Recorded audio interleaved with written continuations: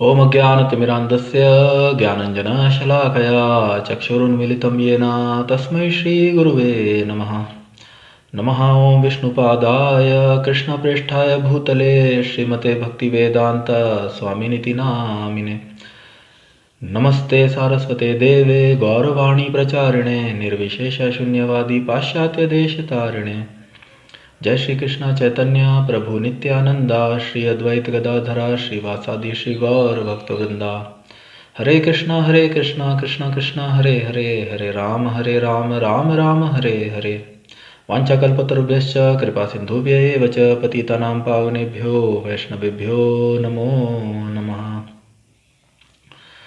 सो हरे Krishna dear devotees, dear प्रभुजीज, हम लोग गीता के दूसरे अध्याय, द्वितीय अध्याय गीता के सार का अध्ययन कर रहे थे। पूर्व सेशन के अंदर, पिछले सेशन में हमने दूसरे अध्याय के 23वें श्लोक का स्वामी श्रील प्रभुपाद जी के तात्पर्यों के माध्यम से अध्ययन किया था। भगवान श्री कृष्ण जो है वह आत्म की प्रकृति का वर्णन कर रहे हैं। 23वें श्लोक में उन्होंने बताया, नैनम छिन्दन्ति शस्त्राणि नैनम दहति पावकः न चानम क्लेदयन्ते आपो न शोष्यति मारुतः।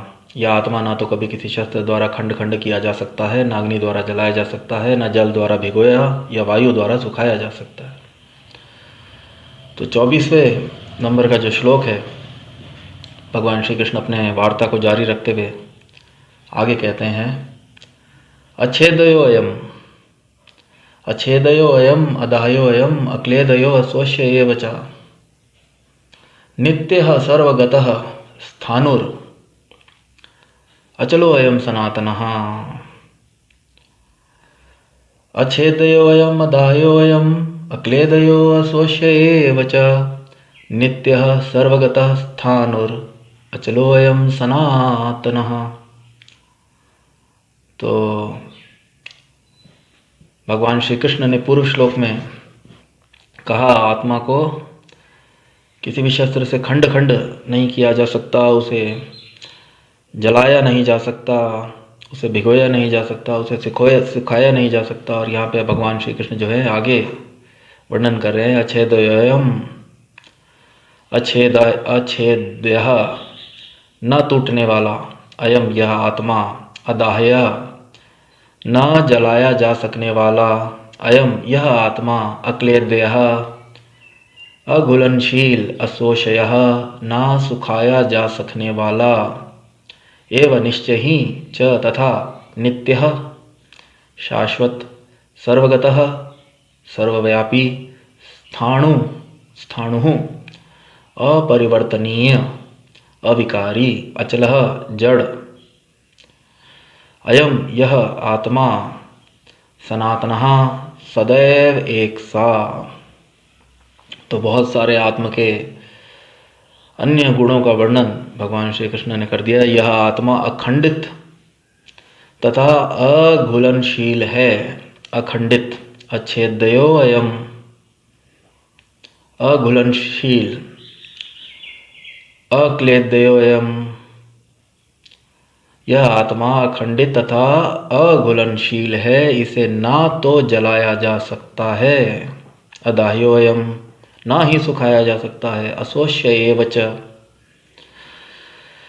यह शाश्वत नित्यः सर्वगतः स्थाणुर, शाश्वत सर्वव्यापी, सर्वगतः सर्वव्यापी, अविकारी स्थिर, अविकारी, स्थाणुः स्थिर, अचलः अचलः, अचलो अयम सनातनः, सनातनः सदैव एक सा, यह शाश्वत सर्वव्यापी अविकारी स्थिर तथा सदैव एक सा रहने वाला है। तो यह आत्मा अखंडित तथा अघुलनशील है, इसे ना तो जलाया जा सकता है ना ही सुखाया जा सकता है। यह शाश्वत सर्वव्यापी अविकारी स्थिर तथा सदैव एक सा रहने वाला है। तात्पर्य के अंदर स्वामी श्रील प्रभुपाद जी वर्णन करते हैं, अणु आत्मा के इतने सारे गुण यही सिद्ध करते हैं कि आत्मा पूर्ण आत्मा का अणु अंश है और बिना किसी परिवर्तन के निरंतर उसी तरह बना रहता है। इस प्रसंग में अद्वैतवाद को व्यवहृत करना कठिन है, क्योंकि अणु आत्मा कभी भी परमात्मा के साथ मिलकर एक नहीं हो सकता। भौतिक कल्मश से मुक्त होकर अणु आत्मा भगवान के तेज की किरणों की आध्यात्मिक स्फुलिंग बनकर रहना चाह सकता है, किंतु बुद्धिमान जीव तो भगवान की संगति करने के लिए बैकुंठ लोक में प्रवेश करता है। सर्वगत शब्द महत्वपूर्ण है। स्वामी श्रील प्रभुपाद जी दूसरे अनुच्छेद में लिखते हैं, सर्वगत शब्द महत्वपूर्ण है क्योंकि इसमें कोई संशय नहीं है कि जीव भगवान की समग्र सृष्टि में फैले हुए हैं। वे जल, थल, वायु, पृथ्वी के भीतर तथा अग्नि के भीतर भी रहते हैं।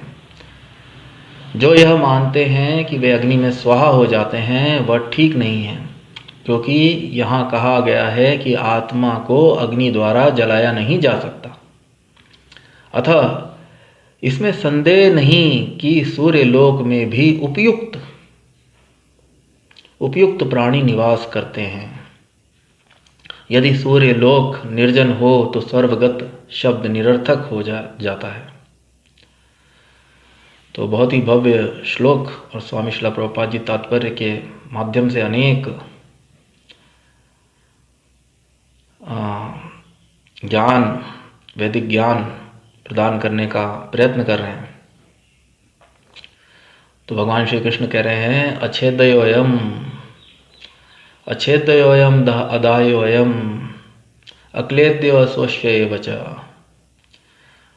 जैसा कि पूर्व श्लोक के अंदर भगवान श्री कृष्ण ने वर्णन किया, आत्मा को खंड खंड नहीं किया जा सकता, उसे जलाया नहीं जा सकता, उसे भिगोया नहीं जा सकता, उसे सुखाया नहीं जा सकता। तो भगवान श्री कृष्ण आगे जो है निष्कर्ष दे रहे हैं कि आत्मा वास्तविकता में अखंडित, अघुलनशील है, अशोष्य, अक्लेद्य, उसे सुखाया नहीं जा सकता, उसे भिगोया नहीं जा सकता, उसे खंडित नहीं किया जा सकता। और भगवान श्री कृष्ण जो है साथ में वर्णन कर रहे हैं, नित्यः, सर्वगतः, स्थाणुः, नित्य, सर्वगत, स्थाणुः, अचलः और सनातनः, शाश्वत, सर्वव्यापी, अविकारी, शाश्वत, सर्वव्यापी, सर्वगतः, अविकारी, स्थिर, स्थाणु, अचलः,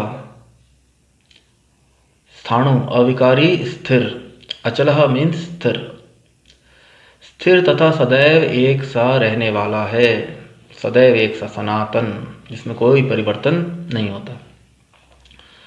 तो वास्तविकता के अंदर भगवान श्री कृष्ण इतना आत्म के बारे में इतना वर्णन कर रहे हैं। कभी कभी ऐसा प्रतीत हो सकता है कि प्रत्येक श्लोक में बहुत सारी समानताएं हैं, पर वास्तविकता के अंदर भगवान श्री कृष्ण, क्योंकि मनुष्य जो हैं वे बद्ध अवस्था के अंदर हम सब लोग त्रुटि, हमारे समझने में कोई त्रुटि हो सकती है, इसलिए भगवान श्री कृष्ण उसको पूर्णतया तथ्य को समझाने के लिए इतना व्याख्यान कर रहे हैं। तो स्वामी श्रील प्रभुपाद जी तात्पर्य की शुरुआत करते हैं, वास्तविकता के अंदर अणु आत्मा जो है वह परमात्मा का, पूर्ण आत्मा का अणु अंश है, जो बिना किसी परिवर्तन के निरंतर उसी तरह बना रहता है। स्वामी श्रील प्रभुपाद जी लिख रहे हैं, अणु आत्मा के इतने सारे गुण यही सिद्ध करते हैं कि आत्मा पूर्ण आत्मा का अणु अंश है और बिना किसी परिवर्तन के निरंतर उसी तरह बना रहता है। तो भागवतम व अन्य शास्त्रों से इसका उल्लेख आता है। वास्तविकता के अंदर आत्मा जो है वह जीव के, प्रत्येक जीव का शाश्वत आध्यात्मिक स्वरूप है, जिसमें कोई परिवर्तन नहीं होता। प्रत्येक जीव का शाश्वत आध्यात्मिक स्वरूप जो परम भगवान परमेश्वर श्री कृष्ण से अपने संबंध को पुनः स्थापित कर लेते हैं और उस संबंध में भगवान श्री कृष्ण की सेवा करने की इच्छा रखते हैं, वे स्वरूप सिद्धि, जैसा शास्त्रों में वर्णित है, स्वरूप सिद्धि, जीव के वास्तविक स्वरूप। तो आत्म जो है वास्तविकता में प्रत्येक जीव का शाश्वत स्वरूप है जो कभी भी परिवर्तित नहीं होता। भगवान श्री कृष्ण उसी को समझाने का यहाँ पे प्रयत्न कर रहे हैं। और स्वामी श्रील प्रभुपाद जी, जैसा कि अन्य उपनिषदों, शास्त्रों, वेदों से इस बात की पुष्टि होती है, वास्तविकता के अंदर वह परमात्मा का, परमेश्वर का अणुअंश, अणोर अणियान महतो महियान, आत्म जो है वह छोटे से छोटा, भगवान के शरीर से, परमेश्वर के शरीर से, परमात्मा के शरीर से जो किरणें उद्गम हो रही हैं, वो आत्म जो है वह उन किरणों का अणु, आध्यात्मिक स्फुलिंग, स्पिरिचुअल स्पार्क, स्वामी श्रील प्रभुपाद जी कहते हैं स्पिरिचुअल स्पार्क, आध्यात्मिक स्फुलिंग, जिसका अनुवाद हिंदी के अंदर आध्यात्मिक स्फुलिंग। तो प्रत्येक जीव जो है वह परमेश्वर के तेज की किरणों का वास्तविकता के अंदर एक अणु, अंश है। और आत्म जो है वास्तविकता के अंदर आध्यात्मिक, प्रत्येक जीव का आध्यात्मिक शाश्वत स्वरूप है जो ज्यों का त्यों बना रहता है। और स्वामी श्रील प्रभुपाद जी इस प्रसंग में अद्वैतवाद को व्यवहृत करना कठिन है। अद्वैतवाद, क्योंकि अणु आत्मा कभी भी परमात्मा में के साथ मिलकर एक नहीं हो सकता। तो अद्वैतवाद, अनेक लोगों का ऐसा मानना है, अनेक वैदिक ग्रंथों के अध्ययन करने वाले अनेक ऐसे लोग इस निष्कर्ष पर पहुंचते हैं कि आत्मा और परमात्मा में कोई अंतर नहीं है। अद्वैत, आत्मा और परमात्मा में कोई अंतर नहीं है, परंतु आत्म परमात्मा की संगति, भौतिक कल्मश से मुक्त होने के बाद आत्म परमात्मा की संगति को पुनः प्राप्त कर लेता है। इस बात को समझने में जो अद्वैतवादी होते हैं वे त्रुटि कर जाते हैं। उनका मानना है कि आत्म जो है भौतिक कल्मश से मुक्त होने के बाद परमात्मा में मिल जाता है, परंतु यह सत्य नहीं है। जैसा कि पूर्व तात्पर्य के अंदर भी स्वामी श्रील प्रभुपाद जी ने बताया, अर्जुन कृष्ण के उपदेश के कारण मुक्त तो हो गए थे, परंतु कभी भी कृष्ण से एकाकार नहीं हुए। भगवान श्री कृष्ण के उपदेश को सुनने के बाद अर्जुन जी मोह से, शोक से मुक्त होकर ज्ञान प्राप्त करने के बाद, आध्यात्मिक ज्ञान प्राप्त करने के बाद, दिव्य ज्ञान प्राप्त करने के बाद अर्जुन जी ने अपने कर्तव्य का निर्वाह किया, ना कि वे कृष्ण में एकाकार हो गए, कृष्ण के अंदर मिल गए। तो अद्वैतवाद, स्वामी श्रील प्रभुपाद जी लिख रहे हैं यहाँ पर, व्यवहित करना, उसको व्यवहार में लाना कठिन है, वास्तविकता में संभव नहीं है। जीव जो है उसका पृथक अस्तित्व सदा बना रहता है। वराह पुराण के अंदर, पूर्व श्लोक के अंदर, तात्पर्य के अंदर स्वामी श्रील प्रभुपाद जी ने वर्णन किया था। वराह पुराण में इस बात की पुष्टि होती है कि जीव जो है वह परमात्मा का भिन्न अंश है और वो सदा भिन्न, सदा अपने पृथक अस्तित्व को बनाए रखता है। भौतिक कल्मश से मुक्त होने के बाद भी परमेश्वर की संगति प्राप्त करने पर भी जो जीव जो है वह अपने पृथक अस्तित्व को सदा बनाए रखता है। तात्पर्य के अंदर स्वामी श्रील प्रभुपाद जी लिख रहे हैं, यदि कोई अणु आत्मा ऐसा चाहे, भौतिक कलमश से मुक्त होकर अणु आत्मा भगवान के तेज की किरणों की आध्यात्मिक स्फुलिंग बनकर रहना चाह सकता है। जैसा कि हमने पूर्व तात्पर्यों के अंदर भी, जो व्यक्ति परमेश्वर को स्वरूप रूप में ना स्वीकार करके उनको निर्विकार रूप में ही स्वीकार करना चाहते हैं, तो उन लोगों के उन जीवों के लिए भी परमेश्वर जो है स्पिरिचुअल स्पार्क, आध्यात्मिक स्फुलिंग बनकर जीव जो है वह परमेश्वर के तेज की किरणों में, ब्रह्म ज्योति में सदा रह सकता है। परंतु वहाँ पर भी वह एकाकार, परमेश्वर से, परमात्मा से एकाकार नहीं हो सकता। अणु आत्मा कभी भी परमात्मा के साथ मिलकर एक नहीं हो सकता। तो यह धारणा पूर्णतया, इसलिए चैतन्य महाप्रभु जी ने अचिंत्य भेद अभेद,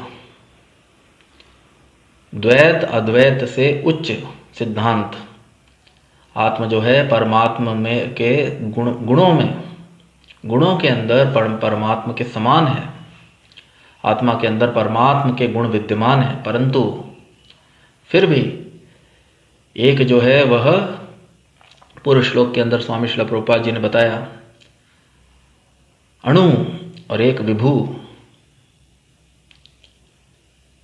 अणोर अणियान महतो महियान, छोटे से छोटा और बड़े से बड़ा। तो कभी भी आत्म ना तो परमात्मा में मिलकर विलीन हो सकता है, ना अपने अस्तित्व को खो सकता है, यह संभव नहीं है। इसीलिए भगवान श्री कृष्ण जो हैं बार बार इन शब्दों का प्रयोग करके नित्यः सर्वगतः स्थाणुः अचलो शाश्वत सर्वव्यापी अविकारी स्थिर तथा सदैव एक सा रहने वाला सनातनः शब्दों के माध्यम से, और स्वामी श्रील प्रभुपाद जी अपने तात्पर्यों में हमको यह समझाने का प्रयत्न कर रहे हैं कि चैतन्य महाप्रभु जो स्वयं भगवान श्री कृष्ण के अवतार हैं, उनके द्वारा दिए गए अचिंत्य भेद अभेद तत्व जो है वह वास्तविकता के अंदर पूर्ण सत्य है। तो यदि जीवात्मा चाहे तो वह परमात्मा के तेज से, परमेश्वर के तेज से, परम भगवान श्री कृष्ण, परम भगवान श्री विष्णु के तेज से निकल रहे आध्यात्मिक किरणों में रहना चाहे, तो वो वहाँ पर मुक्त अवस्था में अणु आत्मा भगवान की तेज की किरणों में आध्यात्मिक स्फुलिंग, स्पिरिचुअल स्पार्क बनकर रहना चाह सकता है और रह भी सकता है। किंतु स्वामी श्रील प्रभुपाद जी लिख रहे हैं, बुद्धिमान जीव तो भगवान की संगति करने के लिए वैकुंठ लोक में प्रवेश करता है, परंतु जो वास्तविकता के अंदर बुद्धिमान होते हैं, क्योंकि वास्तविकता में आदान प्रदान, आध्यात्मिक स्फुलिंग अवस्था के अंदर जीव में जो होते हैं इंद्रिय, उसके इंद्रिय, जैसा कि वर्णन हमें अन्य शास्त्रों से और भागवत से स्पष्ट होता है, और आगे आने वाले अध्यायों में भगवान श्री कृष्ण भी इस बात की पुष्टि करेंगे। और तात्पर्य, अपने भव्य तात्पर्यों के माध्यम से स्वामी श्रील प्रभुपाद जी जो परमेश्वर की, भगवान श्री कृष्ण या विष्णु की ब्रह्म ज्योति जो उनके शरीर से निकल रही तेज की किरणें हैं, उसके अंदर किसी भी प्रकार का आदान प्रदान जीवों में परस्पर या परमेश्वर से किसी भी प्रकार का आदान प्रदान या क्रिया, क्योंकि उसके अंदर ज्ञानेंद्रियां व कर्मेंद्रियां, आत्म जो है वह आध्यात्मिक स्फुलिंग, एक स्पार्क के रूप में रहता है। तो इसीलिए किसी भी प्रकार की क्रिया या आदान प्रदान न होने के कारण जो आत्म है निसंदेह मुक्त अवस्था के अंदर भौतिक कल्मश से मुक्त होने के बाद निसंदेह ब्रह्म भूत प्रसन्न आत्मा ब्रह्म ज्योति के अंदर भी जो वास्तविकता के अंदर जीव है वह कुंठ से मुक्त हो जाता है, भौतिक कल्मशों से मुक्त हो जाता है। परंतु परमेश्वर की संगति, परम भगवान श्री कृष्ण की संगति का जो सुख है, उनकी लीलाओं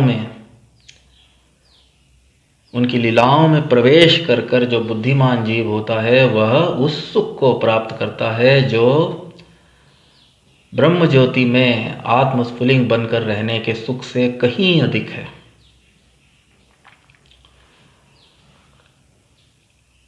और भागवतम से हमको यह उल्लेख मिलता है कि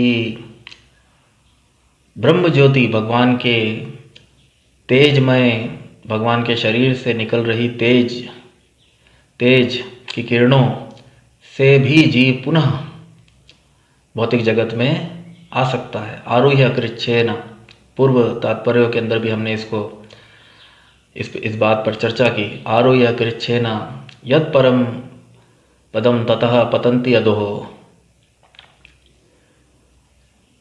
जब जीव परमात्मा की ब्रह्म ज्योति में पूर्णतया संतुष्टि व पूर्ण सुख का अनुभव नहीं करता है तो वह पुनः भौतिक जगत में आकर अनेक पुण्य कर्मों में लिप्त होकर पुनः भौतिक सुख भोगने की इच्छा करता है। तो इसलिए जो जीव बुद्धिमान होते हैं, भगवान श्री कृष्ण आने वाले अध्यायों में इस बात का वर्णन करेंगे कि जो जीव बुद्धिमान होते हैं वे भगवान की संगति करने के लिए वैकुंठ लोकों में प्रवेश करते हैं। यत गत्वा ना निवर्तन्ते तद धामम परमम मम। और भगवान श्री कृष्ण आने वाले श्लोकों में इस बात की पुष्टि करेंगे। और जैसा कि भागवतम से भी यह स्पष्ट होता है कि एक बार भगवान के वैकुंठ लोकों को प्राप्त होने के बाद जीव पुनः इस भौतिक संसार में कल्मश भरे, संघर्षपूर्ण कल्मश भरे भौतिक संसार में, जिसको कुंठ जगत कहा जाता है, और इसके विपरीत जहाँ पर परम भगवान परमेश्वर की संगति के अंदर जीव जो है सच्चिदानंद, अपने सच्चिदानंद स्वरूप का अनुभव कर सकता है, उस जगत को वैकुंठ, कुंठ रहित, किसी भी प्रकार की चिंता रहित, कुंठ रहित नाम से संबोधित किया जाता है। तो इसीलिए स्वामी श्रील प्रभुपाद जी तात्पर्य के अंदर लिख रहे हैं, बुद्धिमान जीव तो भगवान की संगति करने के लिए वैकुंठ लोकों में प्रवेश करते हैं और भगवान की लीला में संलग्न होकर भगवान के समान वे सदैव सच्चिदानंद का अनुभव करते हैं। और इसीलिए भगवान श्री कृष्ण आगे आने वाले श्लोकों में, और जैसा कि भागवतम से यह स्पष्ट होता है कि यद गत्वा ना निवर्तन्ते, वहाँ से जीव पुनः इस कल्मश भरे भौतिक संसार में आने की कभी भी कामना नहीं करता है। एक बार वहाँ पर जाने के बाद जीव जो है भौतिक संसार में कल्मश भरे और कुंठ भरे इस भौतिक संसार में पुनः आने की कभी भी कामना नहीं करता है। सर्वगत स्वामी श्रील प्रभुपाद जी ने तात्पर्य के अंदर समझाया, और भगवान श्री कृष्ण भी यहाँ पर वर्णन कर रहे हैं कि सर्वगत, वास्तविकता के अंदर जो जीवात्मा है वह परमेश्वर की समग्र सृष्टि में फैले हुए हैं। जीव जो है वह सर्वगतः नित्यः सर्वगतः स्थाणुर अचलोऽयं सनातनः। भगवान श्री कृष्ण वर्णन कर रहे हैं, नित्य है सर्वगतः, नित्यः सर्वगतः स्थाणुर अचलो अयम सनातनः। जीव भगवान की सारी सृष्टि में, समस्त लोकों में, समस्त ग्रहों पे। और स्वामी श्रील प्रभुपाद जी आगे वर्णन करते हैं, जो लोग ऐसा मानते हैं कि अग्नि के अंदर जीव, परंतु भगवान श्री कृष्ण स्वयं नैनम दहति पावकः अदाह्यो अयम, भगवान श्री कृष्ण इसका वर्णन कर रहे हैं कि वास्तविकता के अंदर जीवात्मा पर अग्नि का भी कोई प्रभाव नहीं पड़ता है। जीव जो है, जीवात्मा को अग्नि के द्वारा वास्तविकता के अंदर खत्म नहीं किया जा सकता, उसको नष्ट नहीं किया जा सकता। आत्म जो है वो सनातनः अचलः, ज्यों का त्यों बना रहता है। आत्म जो है वास्तविकता में प्रत्येक जीव का शाश्वत स्वरूप है, जिसको मिटा पाना असंभव है। वास्तविकता के अंदर, अग्नि के अंदर जिसका नाश होता है या जिसका अंत होता है वह शरीर है, भौतिक शरीर। परंतु क्योंकि आत्म को जलाया नहीं जा सकता, इसीलिए स्वामी श्रील प्रभुपाद जी लिख रहे हैं, इस बात में कोई संदेह नहीं है कि सूर्य लोक में भी उपयुक्त, यहाँ पे जो शब्द का प्रयोग किया गया है उपयुक्त प्राणी, निसंदेह हम लोग सूर्य लोक के अंदर प्रवेश नहीं कर सकते, हमारा भौतिक शरीर जो है वह जल जाएगा, परंतु फिर भी हमारी मृत्यु नहीं होगी। जो मृत्यु जो होती है वह शरीर की होती है, आत्म जो है वो सदा सनातन है। परंतु उपयुक्त प्राणी, उपयुक्त शरीर के साथ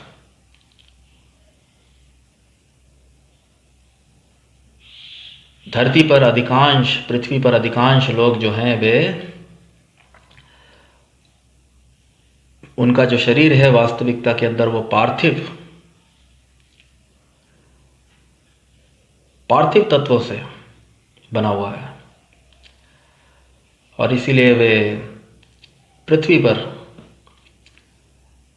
उनका, हमारा जो शरीर है वह पृथ्वी के उपयुक्त है। परंतु स्वामी श्रील प्रभुपाद जी व्याख्यान करते हैं, जो सूर्य लोकों में, सूर्य लोक, चंद्रलोक, ये जो हैं उच्च लोक की श्रेणी में आते हैं, और वहाँ पर रहने वाले जीव जो होते हैं, उनके शरीर जो होते हैं वास्तविकता के अंदर, उनके अंदर अग्नि तत्व जो होता है वह प्रधान होता है। अग्नि तत्व प्रधान होने के कारण वे उस सूर्य लोक में उसी प्रकार आसानी से, सरलता से रह पाते हैं, जिस प्रकार पार्थिव शरीर होने के कारण हम सब लोग सरलता से पृथ्वी पर रह पाते हैं। तो इसलिए स्वामी श्री प्रभुपाद जी लिख रहे हैं, जो यह मानते हैं कि अग्नि में स्वाहा हो जाते हैं वह ठीक नहीं है, क्योंकि यहाँ कहा गया है कि आत्मा को अग्नि द्वारा जलाया नहीं जा सकता। वे जल, थल, वायु, पृथ्वी के भीतर तथा अग्नि के भीतर भी रहते हैं, समग्र सृष्टि में फैले हुए हैं, पूरी सृष्टि के अंदर। तो अतः इसमें संदेह नहीं है कि सूर्य लोक में भी उपयुक्त प्राणी निवास करते हैं। यदि सूर्य लोक निर्जन हो तो सर्वगत शब्द निरर्थक हो जाता है। तो यदि सूर्य लोक निर्जन हो, जैसा कि हम सब लोग मानते हैं, भौतिक विज्ञान यह मानता है, तो स्वामी श्रील प्रभुपाद जी लिख रहे हैं, भगवान श्री कृष्ण द्वारा कहा गया शब्द सर्वगता जो शब्द है वह निरर्थक हो जाता है, परंतु यह सत्य नहीं है। इसीलिए उपयुक्त जो शब्द का प्रयोग किया गया है, स्वामी श्रील प्रभुपाद जी लिख रहे हैं, सूर्य लोक में भी उपयुक्त प्राणी जो वहाँ रहने के योग्य हैं। और सूर्य लोक की गणना जो है वह उच्च लोकों में, स्वर्ग लोकों में आती है। अत्यंत पुण्य आत्मा जो है वे सूर्य लोक के अंदर वास करते हैं, और उनका जो शरीर होता है वह पार्थिव तत्वों की बजाय अग्नि, उसमें अग्नि तत्व जो होता है वह प्रधान होता है। जिसके कारण वे वहाँ पर आसानी से उसी प्रकार रह पा सकते हैं जिस प्रकार हम लोग धरती पर या पृथ्वी पर रहते हैं। तो इसीलिए भगवान श्री कृष्ण बार बार जो है अनेक श्लोकों के माध्यम से इन तथ्यों को पूर्ण रूप से उनको समझाने का प्रयत्न कर रहे हैं, स्पष्टीकरण कर रहे हैं। क्योंकि बद्ध अवस्था के अंदर जो हम सब, जो प्रत्येक मनुष्य है, वह त्रुटि समझने के अंदर त्रुटि कर सकता है।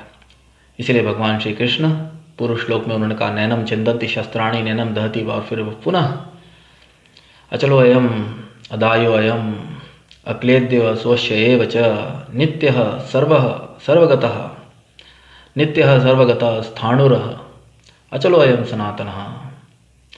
भगवान श्री कृष्ण इतनी व्याख्यान कर रहे हैं। तो सिद्धांत बलिया चित्ता न करहा आलस। सिद्धांत को समझने के अंदर हमको आलस नहीं करना चाहिए, क्योंकि यह होते कृष्ण लागे सुदृढ़ मानस। इससे हमारा विश्वास जो होता है आध्यात्मिक जीवन के प्रति, परमेश्वर के प्रति, परमात्मा के प्रति, भगवान श्री कृष्ण के प्रति, वो और सुदृढ़ हो जाता है और बढ़ जाता है हमारा जो विश्वास है। तो बहुत ही भव्य श्लोक, अच्छेद्यो अयम अदायो अयम अक्लेद्यो स्वस्य एव च नित्यः सर्वगतः स्थाणुर अचलो अयम सनातनः। तो बहुत ही भव्य श्लोक। आने वाले सेशन में हम अन्य श्लोकों का अध्ययन करेंगे, वह उस पर स्वामी श्रील प्रभुपाद जी के माध्यम से, स्वामी श्रील प्रभुपाद जी के तात्पर्य के माध्यम से उनको समझने का प्रयत्न करेंगे। तो इस सेशन को मैं यहीं पे विराम देना चाहूँगा। जय ओम विष्णुपाद परमहंस परिव्रजकाचार्य श्रोत्र शत श्री श्रीमती शिवानग्रे सभा चरणारविंद भक्ति वेदांत स्वामी श्रील प्रभुपाद जी की जय हो। ग्रंथराज श्रीमद् भगवद गीता की जय। भगवान श्री कृष्ण की जय।